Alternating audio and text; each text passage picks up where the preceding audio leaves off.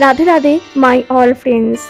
রাধা অষ্টমী, তারপর ভাগবত পূর্ণিমা, একের পর একে আসার জন্য কোনো ভিডিওই আমি পোস্ট করতে পারিনি। তাই ভাবলাম রাধা অষ্টমী ফুল ব্লগ আপনাদের সাথে শেয়ার করি। সেদিনকে কি কি করেছিলাম, বাড়িতে কত গেস্ট এসেছিল, ভগবানের এবং রাধাকৃষ্ণ সকালে উঠেই প্রথমেই ভগবানের মন্দিরে ভালো করে পরিষ্কার পরিচ্ছন্ন করে তাদেরকে প্রত্যেককে সুন্দর সুন্দর মালা পরিধান করিয়েছিলাম। তারপরে রাধাকৃষ্ণ, যুগল রাধাকৃষ্ণ এবং আমার গোপালকে সুন্দর করে পঞ্চামৃত দিয়ে স্নান করিয়েছিলাম। তারপরে নতুন বস্ত্র পরিয়েছিলাম।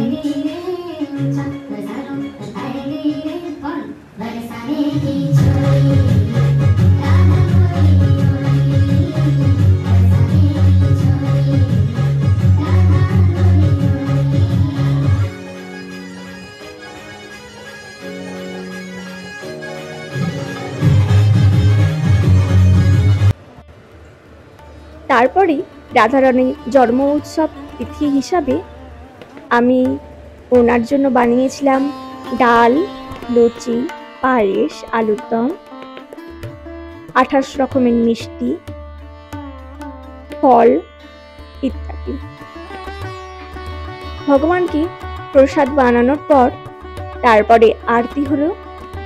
প্রায় 2টোর মধ্যে আমরা সবাই প্রসাদ পেয়ে গেছিলাম, আর 12টার মধ্যে আমাদের পুজো সম্পূর্ণ করেছিলাম। কারণ রাধা অষ্টমী ব্রত 12টা পর্যন্তই পালন করা হয়।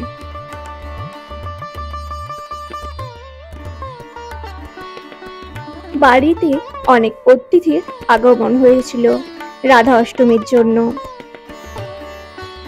তো সবাই মিলে রাধা অষ্টমী ব্রত পালন করলাম।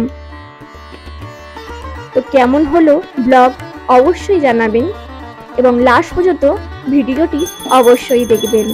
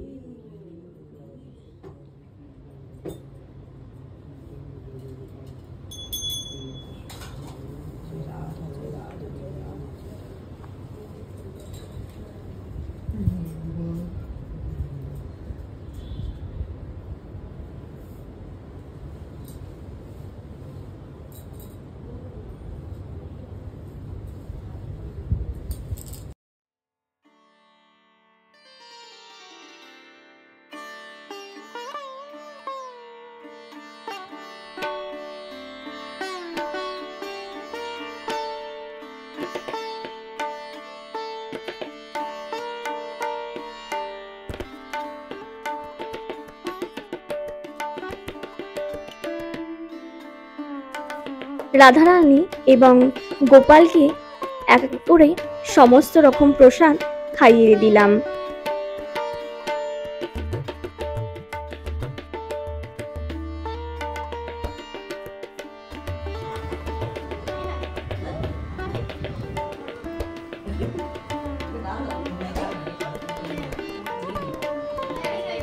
প্রসাদ খাওয়ানোর পর বাড়িতে যত অতিথির আগমন হয়েছিল এবং তাদেরকেও প্রসাদ দিয়ে দিলাম।